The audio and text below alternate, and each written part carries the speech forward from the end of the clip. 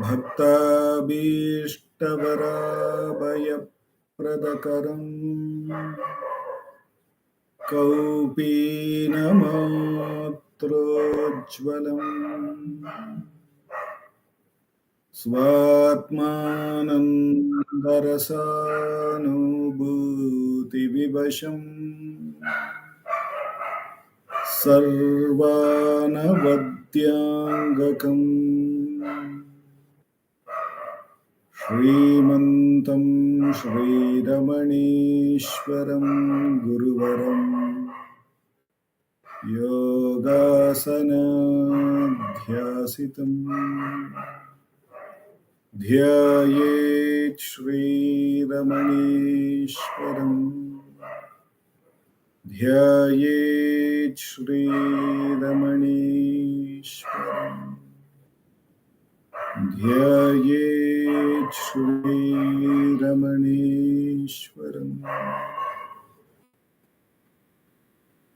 हृदयकुहरमध्ये केवलं ब्रह्ममात्रं यहमहमिति साक्षात् आत्मरूपेण भाति हृदि विश्वमनसा स्वं चिन्वतामज्जतव पवनचलनरोधात् आत्मनिष्ठो भवत्वम्. Namo Ramana. We will commence the Thursday Atma Vicharam by meditating on two verses that have been selected to us by Revati Ma from the book Guru Vachaka Kovai.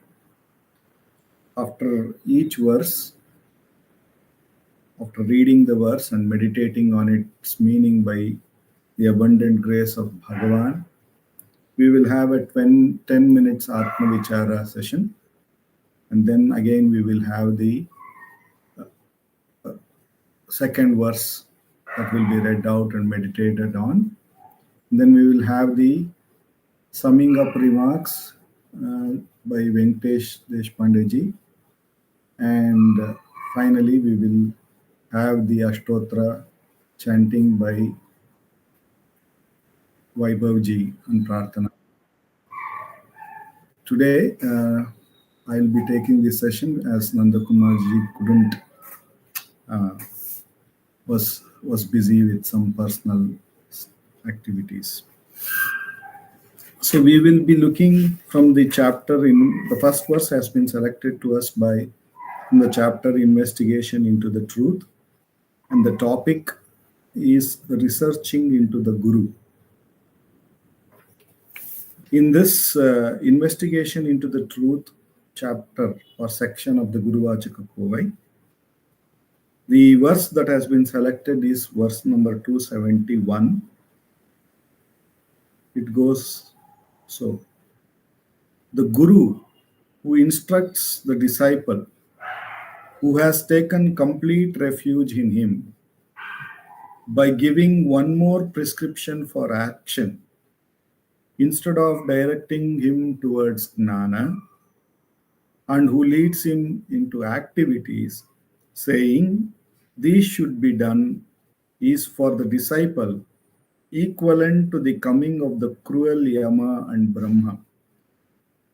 Only he who consummates them, the disciples, transforming them into those who have done all that needs to be done, enabling them to attain the true benefit of this birth, is the grace bestowing divine Guru.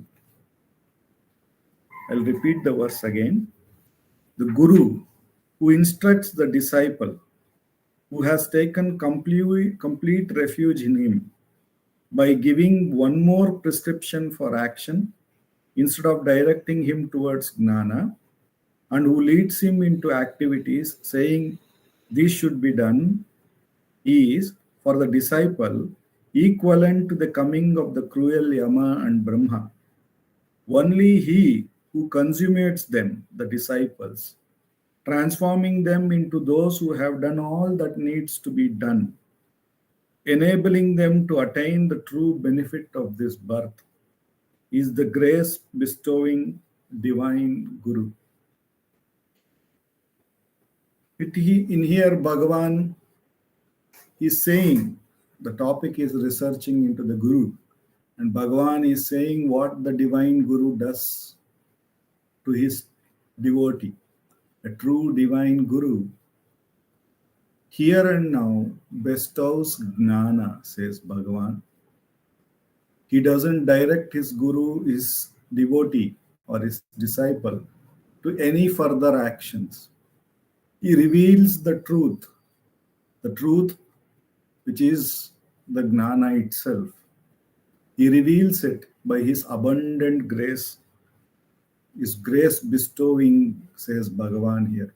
By his abundant grace, he bestows that Gnana to the Guru, to the disciple, and removes him all the actions. Very important thing. If a Guru who doesn't do this, Bhagavan goes on to say, if there is a Guru who guides us to do so many actions, do this, do that, Bhagavan calls such a Guru as somebody who is an Yama and Brahma. Because when we get into action, we get into this identity. Because without this identity, I am this body idea, without associating ourselves as the body, how can we do anything?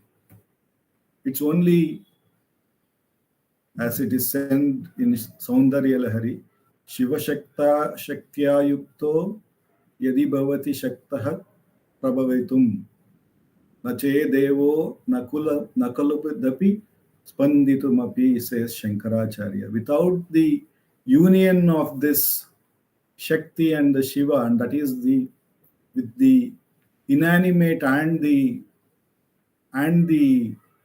true one, the animated one, or the one which is pure consciousness and being, how can any action be performed? So if a Guru is asking a person to perform something, he is pushing him to that very body idea, which he should make the disciple get rid of. Instead of him, he is making him hold on to that wrong idea. Therefore, Bhagavan calls him equivalent to a Brahma, because he has made him identify with the body and therefore feel as though he has taken a birth. And as long as whatever is held on to, which is very transitory in nature, the body is very transitory. Some objects are for a short life, for 1 minute, 1 second. A thought may be for a fraction of a second. But there are certain gross things like the body, which may be for 100 years or 60 years. Who knows? But doesn't matter. If it is there, it is going to perish. Whatever has taken birth is going to die, says Krishna here. Whatever has come will perish. Therefore, once we identify with the body, naturally the death is something which is there with the body, associated with the body, and therefore the Brahma and the Yama is created. Now, why is it Bhagavan calling? What is Bhagavan calling here as the Gnana, the real Gnana, which the Guru bestows on the disciple and frees him, or Bhagavan says, he bestows this Gnana and fulfills the very purpose of this birth, says Bhagavan here. He, by giving this Gnana by his abundant grace, is fulfilling the very birth. Now, what is the Gnana? It is such a simple thing. We might have heard thousands of times, but yet it doesn't register in us. Sarvam Kalvidam Brahma. Everything is only Brahman. And what is a Gnani? Also, if you see the definition of a gnani in any Upanishad, any Guru statement, a gnani is a person who sees nothing apart from Brahman. So here is a fact that everything is Brahman, and here is the gnani who sees nothing but the Brahman. Now, if we are not able to see everything as Brahman, or if we are not seeing everything as Brahman, if we are not able to what have complete faith in that Upanishad statement, Nachurana very beautifully says that in that Upanishadic statement, we may have a lot of faith that an hydrogen atom and a two oxygen atom becomes water. We might have not seen it ourselves. We might have heard from the books. Maybe many people also said, yes, that is what happens. But I, as an individual, might have not seen the fusing of these hydrogen and oxygen atoms to become a water. But we have a lot of faith in it. Like that, the Upanishads are also saying everything is Brahman. And we might read, we might listen, we might come across this many a times, but because that of the lack of faith, we feel I am this body, something has to happen in here to recognize that truth, that everything is Brahman. So therefore I need to do something yet to recognize that truth. Though factually, like though water I am seeing is nothing but H2O, factually it is an H2O. But because I have faith, I may know that it is H2O, but while drinking or doing any activity, I may not see it as H2O. Like that, here also, though everything is being told by Upanishads and the great ones that everything is Brahman, we lack the faith. We have a very strong faith that I am this body. And there is something that I need to do. I need to go about. There needs to be something that I need to do to realize that one day I will be able to see everything as Brahman. So therefore, though factually what is there is only jnana, though that is all what we are always experiencing, like every time we drink water, we are only drinking hydrogen and oxygen.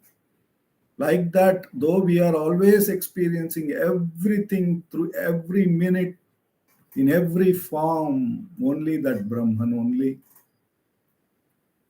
yet we may not see it. We still see with this ignorant idea that I am this body, therefore everything apart is different, and that difference is the only way I am seeing everything. Mind, intellect, ego, body, world, objects. I am continuously seeing, though everything is Brahman, I'm not seeing them as Brahman. I'm continuously seeing them as names and forms. This is the Ajnana. Though there is only Jnana, but I am only seeing this Ajnana. I'm only seeing, experiencing continuously the wrong knowledge. Now that Bhagavan is saying, that wrong knowledge, Bhagavan is telling very beautifully here that it cannot be removed by doing something. So if a guru is making you do something so that it will go away or anything, that is not going to happen, says Bhagavan. The only thing, then we may question, why are we doing Atma Vichara? Why do we do this self-enquiry? That whole self-enquiry that we do is to recognize neti, none of this, none of this, none of this will get us that thing. To see it clearly through the eyes of the jnana, through the eyes of the self, through the eyes of that pure Brahman. We have to do it. It's not that they have no purpose. They have a little bit of, they have the purpose to remove the wrong knowledge, to make us no more get indulge in that anymore. But the true gnana, but the true gnana is only bestowed by the grace of the Guru. So, as Bhagavan says, that you hold on to this with faith, like a monkey, a baby monkey. Put the effort, put the effort to hold on to the mother. That means Bhagavan's teaching. We should have like a baby monkey holding on to the mother. If Bhagavan has said, do Atma Vichara, we should hold on. That is the effort that we need to do. Yes, but we should know that that will not really bring about the result. It is the mother monkey, when she jumps from one building to another building, she simply takes the baby also because it's holding on to. Or Bhagwan in the other way says, you hold on to me like monkey. I will take you like a cat, a mother cat, to a safe place. I will take you to the true place where there is Saukyam, where Krishna says, Yadgatva nahi vardante tadhama paramam mama. I will take you to that place where after going there, you will never return back. We will never return back, meaning never will you come back into this idea of divisions. Never will you come back in seeing things as different and different. And that is the place as a mother cat I will take you, says Bhagavan here. So it is important here to recognize that gnana. That gnana, what is the gnana? That is that there is only Brahman alone. There is nothing else apart from Brahman. That is the true purpose of taking the birth. To experience that truth is the purpose, and that will be bestowed by the grace of the Guru. And everything else Bhagavan is saying here is, if there is some action prescribed which makes us still hold on to the body idea, then that Guru is very much like a Yama and Brahma, says Bhagavan here. So there is another conversation that has been spoken here in context with it. I'll quickly read it. Since Brahma is the god of birth and Yama the god of death, the verse is implying that gurus who get their disciples involved in unnecessary activities instead of directing them towards gnana will be responsible for them being reborn. Question. Our grasp is only intellectual. If Sri Bhagavan be pleased to direct us with a few instructions, we shall be highly benefited. Bhagavan. He who instructs an ardent seeker to do this or that is not a true master. The seeker is already afflicted by his activities and wants peace and rest. In other words, he wants cessation of his activities. Instead of that, he is told to do something in addition to or in place of his other activities. Can that be a help to the seeker? Activity is creation. Activity is the destruction of one's inherent happiness. Very beautifully said. One's inherent happiness. Because what is only Brahman. When everything is one, if we see many and then get into activities, then the whole Dvitiyam Bhayam Bhavati. Moment we see two, the choices appear, all kind of fear and desire appear. All of this come about. So Bhagavan is saying that the inherent, the natural happiness, where like in deep sleep, where there was nothing apart, is lost. And therefore, Bhagavan says activity is creation, activity is the destruction of one's inherent happiness. If activity be advocated, the advisor is not a master, but the killer. Either the creator or death may be said to have come in the guise of such a master. He cannot liberate the aspirant, but strengthens his fetters. Bhagavan, continuing, the truth is, all karma of whatever kind will lead to fresh bondage.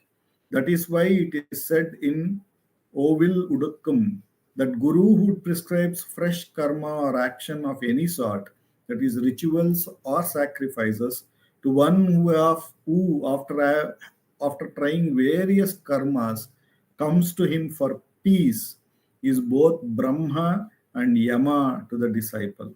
That is, he only creates fresh births and deaths. Having exhausted themselves by activities, aspirants come to the Guru seeking Gnana. He alone is the true Gnana bestowing Guru, who possessing the wealth of bliss, produces the crop of bliss, in which so that they wander without volition and without doing anything. But the Guru who occasions the least rising of their ego through his instructions is both Brahma, he who possesses the ability to create the world, and Yama too, the god of death. Without volition and without doing anything refers to the ego free state in which there are no sankalpas, decisions or choices made by the mind, and no sense of being the performer of the action that the body is doing. All the activities of everything is only that of Brahman. So there is no separation here. Therefore, there is no ambiguity of something being done or not done. That is the natural state of us. Therefore, no matter what all the activities we might have engaged in the daytime, moment we slip into the sleep, there is no recollection of it. That is the natural state because Brahman alone is. But the one who sees that there was activities, I did this, I did not do this, all of it is the ego, who is a wrong notion, who limits the unlimited to a name and form. And therefore, Bhagavan asks us to diligently inquire. Every time any limitation is assumed in the form of arising a thought and attention goes to it, Bhagavan says, inquire, inquire, to whom is this? And then the true knowledge comes, it is for me. Oh, is this what you are? He asks us again, who am I? And when we put that real question, who am I? What do I really refer to as I? And when go inside, then we see that it is not the thought which could have seen another thought. Can any thought see another thought? There should have been something which was aware of the thought. There should have been something present. If a thought was always present to see another thought, that thought should have been always there. Is it there? Is there such a thought? Like inquiring, we see that true thing which is ever present, that true self, which is the only thing which is able to see, know everything, and yet it is untouched by any of it. That natural thing, which doesn't see any discrimination, which is itself experiencing everything as Sat Chit Anandam, that we will see. So, with the abundant grace of Bhagavan, sorry for taking more time, we have come to this most direct path of Atma Vichara. For the next 10 minutes, let us practice self inquiry.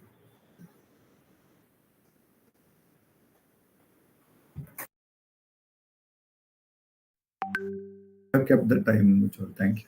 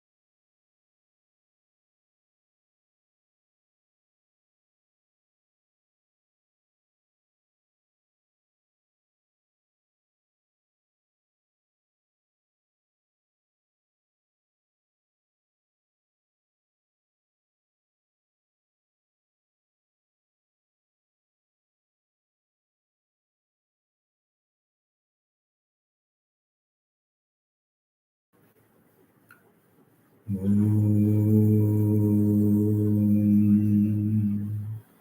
Namo Bhagavate Shri Ramanaya. We will now move on to the second verse, and let me quickly check the verse number. It's 805.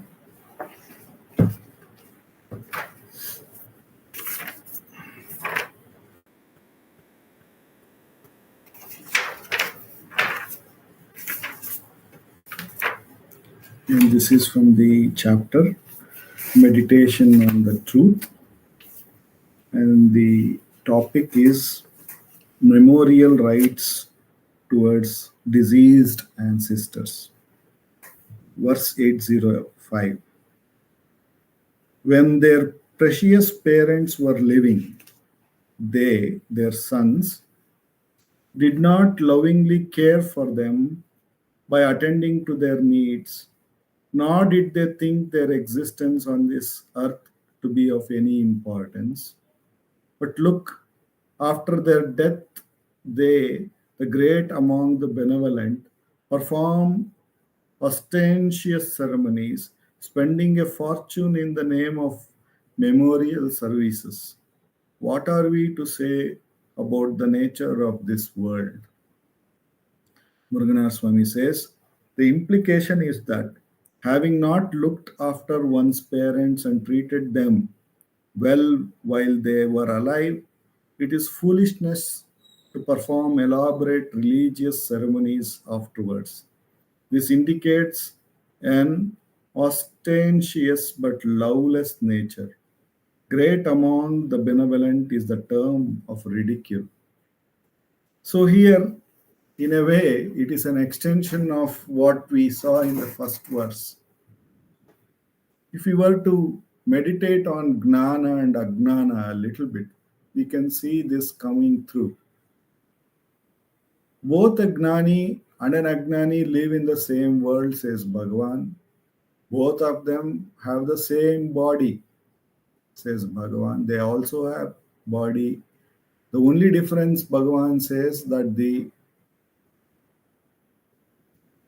Agnani sees that I am this body, whereas Agnani sees Brahmanalayam is truth. So here, if you see that, bring that and look at its application, we can see that. And if you look at it more from a Vedantic perspective,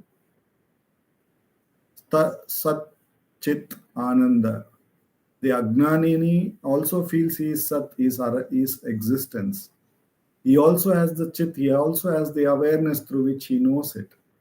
Same is true with the Gnani.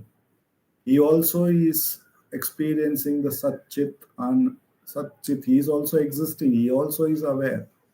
The difference then comes down to the Ananda part. The Agnani then doesn't experience the Ananda because he is holding on to the wrong knowledge of discrimination. He is dividing things into names and forms. Whereas the Gnani is seeing everything as Brahman, everything, experiencing everything as Brahman, Brahman, Brahman alone. So he is not tossed between happiness and sadness and this and something coming, going, all of that. Whereas Agnani, because he is, though both of them are experiencing pure existence, pure consciousness, the experience of the Ananda is where we see the difference.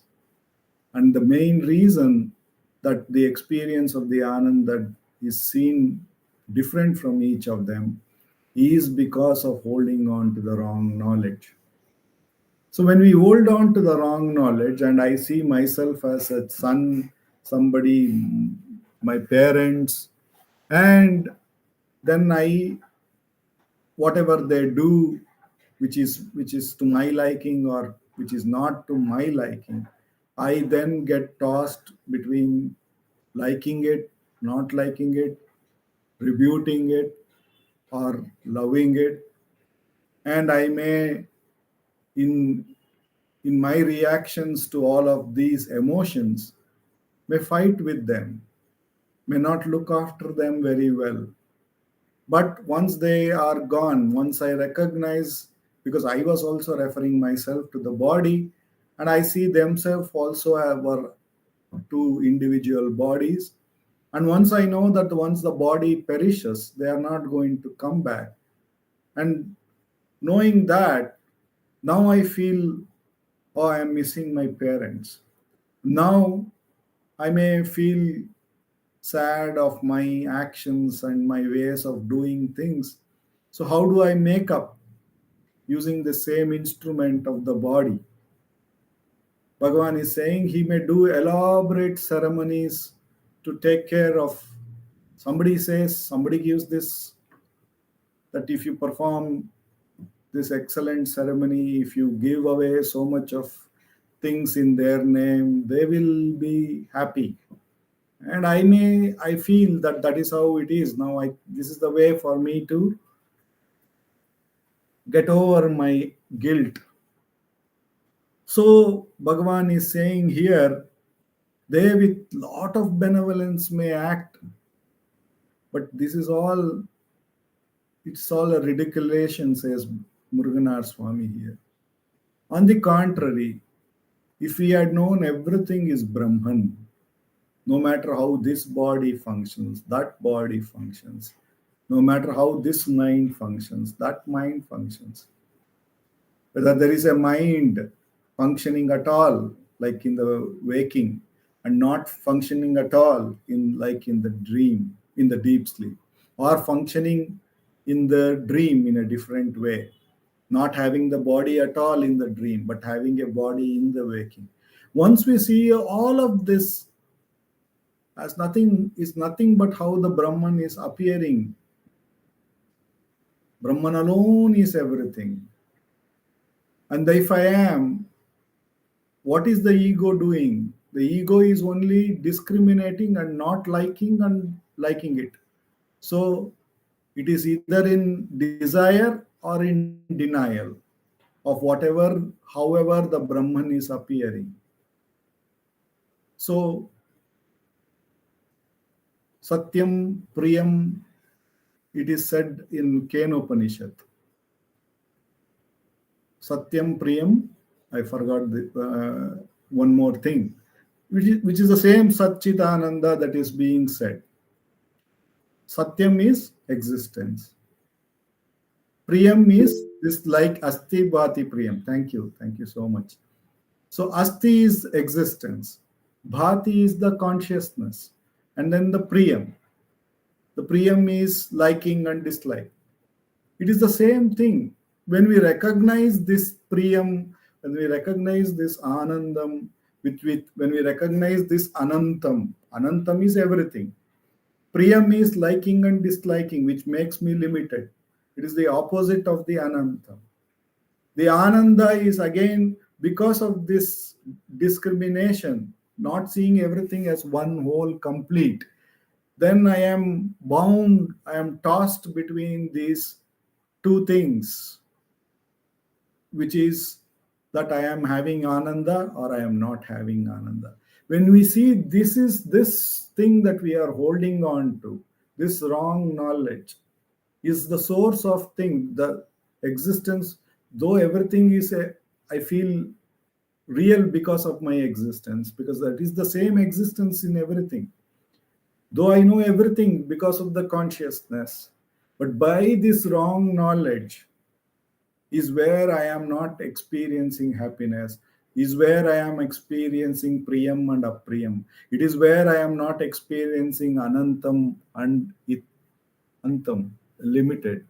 When I meditate on this thing, this wrong knowledge, more and more it becomes very, very clear where the error lies. And if I hold on to this discrimination, will I ever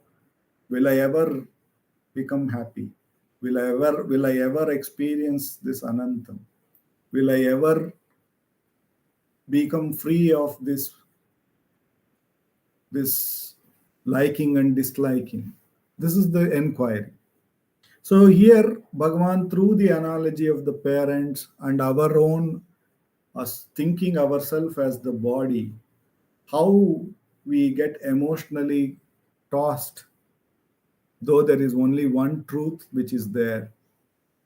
We get imaginarily, thoughtfully, in the form of all thoughts, get this get thrown into likes and dislikes, get thrown into happiness and sadness, get thrown into being limited and not being unlimited. All of this appear. So Bhagavan is saying here that the Guru alone, by his abundant grace, can bestow this gnana. That, that gnana which the gnani sees, where there is no discrimination, because there is only one truth. Everything is Brahman. So when that is continuously seen, and when that is continuously experienced, we see that that alone is, and therefore Bhagavan says, sleep to all these differences. Wakingly, consciously sleep to all these differences. That is why he calls it as the real gnana. And when that gnana alone is experienced, Bhagavan says here, that is the true memorial rites that one can perform to all his deceased ancestors, because all of them is absorbed in that one truth which alone is. The abundant grace of Bhagavan, with which alone we have come to this most direct path. For the next 10 minutes, let us practice Atma Vichara.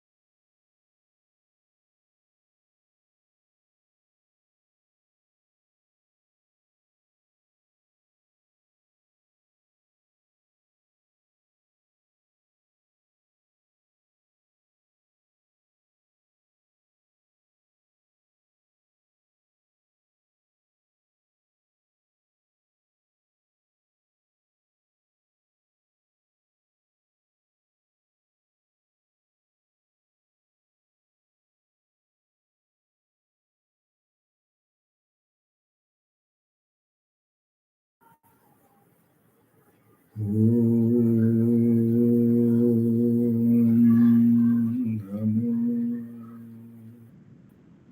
Bhagavate Sri Ramanaya.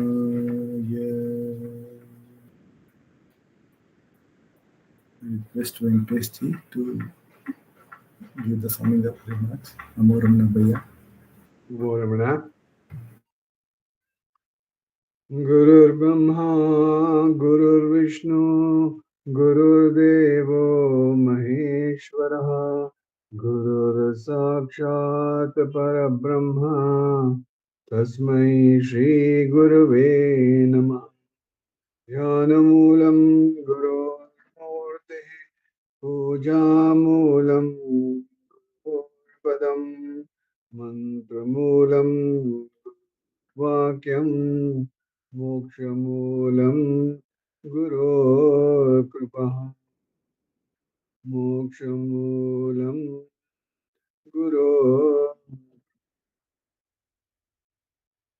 Some of us have gone to Swami Shivananda's Samadhi in Rishikesh, and what you see outside is written: be good, do good. Very simple.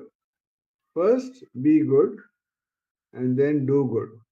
But look at our lives. If two friends go and meet each other, what do they say? Hey, what are you doing? Yeah, what have you been doing of late? Somebody says, I'm doing my engineering. Somebody says, I'm learning music. Somebody says, I'm doing my PhD. Somebody is saying, I'm doing my master's. Somebody is saying, I'm all the time doing. What are you doing? So the devotees come to Bhagwan. Now, many devotees came to Bhagwan. Do they go and ask Bhagwan, hey, what are you doing? No, they don't come to Bhagwan and say, what are you doing? Why? Because they will just, Bhagwan says, Summa ere. Just keep quiet. Just Summa ere, keep quiet. So all those people, Bhagwan will be quiet, everybody will be quiet. So why? Why don't you ask Bhagwan, hey, come on, what are you doing? What have you been doing last 6 months, last 1 month? Now we let us review your last year performance. April of 2023 to March 2024. Let's review your performance and find out what you've been doing. No, you go and sit in front of him, quietly sit down in front of him. Why? Because the important thing is not about doing. When you're doing, what happens? There are objects. And when there are objects are actually hindrances in the consciousness. Because you think you are there and there's something else out there. But what are the great ones saying? Very simple. Shivananda says, be good. And then do good. So first of all, Bhagavan is trying to say, when you do self-enquiry, what are you doing? You're being with the subject. You're not doing with the objects. You're being with the subject. So first important thing, this is an important lesson that all of us have to learn, is the being is very important. Bhagavan looks at their intentions. He doesn't care what you do. The whole world, what does they look at? Oh, what are you doing? Or if you're doing a big thing, oh, you're a great soul. No, it doesn't matter what you're doing. In spirituality, it doesn't matter what you're doing. What are you being? So this is a very important thing. So Swami Shivananda's Samadhi is written, be good. First, try to be good. And then do good. No. I will do good to others. God has given me a lot of money and doing this and that, good health, and I am going to do good to others. No, what are you being in this doing? Is more important. So the final thing about all this in the first two in these two things is the type of guru that you meet and looking after your parents. Important thing in all these things is what are you being in this whole thing. If you understand what you're being, then your doing doesn't matter because whatever you do will be as per God's will. Because when you're being with the self, you're being with the Atman, you're being with the Brahman, you're being with God. And when you're being with God, then whatever He does will just be perfect. You don't have to worry about what happens after that. Should I do this or should I that? Don't worry about it. You hold on to the self. Once you're holding on to the self, then doing is automatic. Like Bhagwan, a lot of people could come to Bhagwan and say, right, send, I want you to write some verses. So he say, you just hold on to the self. Then if he's holding on to the self, if some verses have to be written, it automatically happens.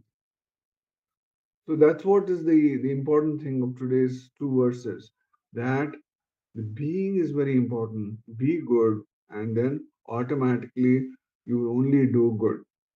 Om Namo Bhagavate Sri Ramanaya. Namo Ramana. Namo Ramana. Thank you, Bhaiya. Very beautiful.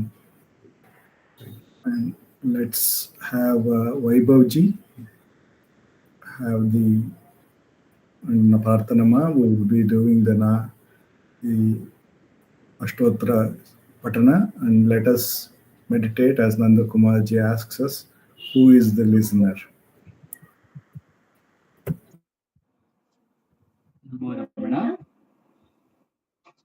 Bhardwaj Vishwanath विरचितं श्रीरमणाष्टोत्तर शतनामावलिः अपार सच्चित् सुखवारिराशे यस्योऽग्निमात्रं भुवनं समस्तं गुहाहितं तं रमणं गभीरं चिन्ताविहीनं हृदि चिन्तयामि ॐ महासे नमः ॐ Shane जाताय नमः ॐ श्रीरमणाय नमः ॐ गुरवे नमः ॐ अखण्डसंविदाकाराय नमः ॐ महोजसे नमः ॐ कारणोद्भवाय नमः ॐ जगद्धितावताराय नमः ॐ श्रीभूमिनाथस्थलोस्थिताय नमः ॐ पराशरकुलोत्तंसाय नमः ॐ सुन्दरार्यतपःफलाय नमः ॐ कमनीयसुचारित्राय नमः ॐ सहायाम्बा सहायवते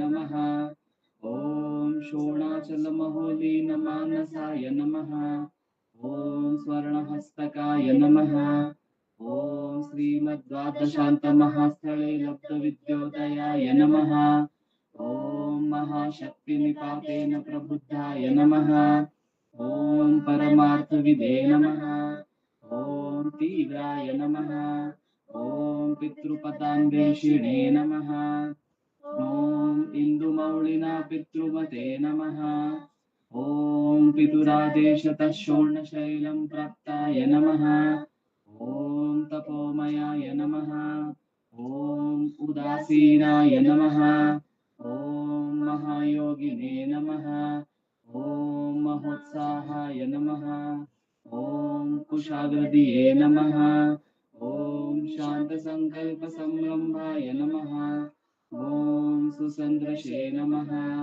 ॐ सवित्रे नमः ॐ स्थिराय नमः ॐ तपक्षपितसर्वाङ्गाय नमः ॐ फुल्लाम्बुजविलोचनाय नमः ॐ चन्द्रिकासितहासश्रीमण्डिताननमण्डलाय नमः ॐ चूतवाट्यां समासीनाय नमः ॐ शोणिताखिलविभ्रमाय नमः ॐ वेदवेदान्ततत्त्वज्ञाय नमः ॐ चिन्मुद्रिणे नमः ॐ त्रिगुणातिगाय नमः ॐ विरूपाक्षगुहावासाय नमः ॐ विराजदचलाकृतये नमः ॐ उद्दीप्तनयनाय नमः ॐ पूर्णाय नमः ॐ रचिताचलताण्डवाय नमः ॐ गम्भीराय नमः ॐ परमाचार्याय नमः ॐ सुप्रसन्नाय नमः ॐ अभयप्रदाय नमः ॐ दक्षिणास्य निभाय नमः ॐ धीराय नमः ॐ दक्षिणाभिमुखाय नमः ॐ स्वराजे नमः ॐ महर्षये नमः ॐ भगवते नमः ॐ ईड्याय नमः ॐ भूमविद्याविशारदाय नमः ॐ विमलाय नमः ॐ दीर्घदर्शिने नमः ॐ आप्ताय नमः ॐ ऋजुमार्गप्रदर्शकाय नमः ॐ समदृशे नमः ॐ सत्यदृशे नमः ॐ सत्याय नमः ॐ प्रशान्ताय नमः ॐ अमितविक्रमाय नमः ॐ सुकुमाराय नमः ॐ सदानन्दाय नमः ॐ मृदुभाषिणे नमः ॐ दयार्णवाय नमः ॐ श्रीशोणाचलऋद्बोधस्कन्दाश्रमनिकेतनाय नमः ॐ सद्दर्शनोपदेश्रे नमः ॐ सद्भक्तवृन्दपरिवृताय नमः ॐ गणेशमुनिभृङ्गेन सेविताङ्घ्रिसरोरुहाय नमः ॐ गीतोपदेशसारादिग्रन्थसञ्चिन्न संशयाय नमः ॐ वर्णाश्रममतातीताय नमः ॐ रसज्ञाय नमः ॐ सौम्याय नमः ॐ आत्मवते नमः ॐ सर्वावनिमतस्थानाम् आराध्याय नमः ॐ सर्वसद्गुणिने नमः ॐ आत्मारामाय नमः ॐ महाभागाय नमः ॐ मातृमुक्तिविधायकाय नमः ॐ विनताय नमः ॐ विनुताय नमः ॐ विप्राय नमः ॐ मुनीन्द्राय नमः ॐ पावकोज्ज्वलाय नमः ॐ दर्शनादगसंहारिणे नमः ॐ मौनेन स्वात्मबोधकाय नमः ॐ ऋचान्तिकरसान्निध्याय नमः ॐ स्मरणात् बन्धमोचकाय नमः ॐ अन्तस्थिनिरचण्डांशवे नमः ॐ संसारार्णवतारकाय नमः ॐ शोणादृशस्तुतिद्रष्टे नमः ॐ हार्दविद्याप्रकाशकाय नमः ॐ अविच्युतनिजप्रज्ञाय नमः ॐ नैसर्गिकमहातपसे नमः ॐ कमण्डलुधराय नमः ॐ शुभ्रकौपीनवसनाय नमः ॐ गुहाय नमः ॐ दण्डपाणये नमः ॐ कृपापूर्णाय नमः ॐ भवरोगविषग्वराय नमः ॐ स्कन्दाय नमः ॐ देवतमाय नमः ॐ अमर्त्याय नमः ॐ सेनान्ये नमः ॐ पुरुषोत्तमाय नमः ॐ श्रीरमण भगवते नमः श्रीरमणाष्टोत्तरशतनाम पूजां समर्पयामि यस्थानोररुणाचलस्य पदयोः स्मृत्याजनं प्राप्यत दिव्यानुग्रहसुप्रवाहविवशस्तादात्म्यभावं गतः विनिष्टस्वगभीरनित्यतपसा लोकान् पुनासेकरात् तस्मै श्रीरमणाय ते नम इदं लोकोत्तरज्योतिषे ॐ नमो भगवते श्रीरमणाय Thank you, Prarthana Ma. Thank you, Vaibhav ji. Thank you, Venkatesh ji. Thanks to all of you. Thank you, Revati and Ujjwal. Namo Ramana. Namo Ramana Sister. Namo Ramana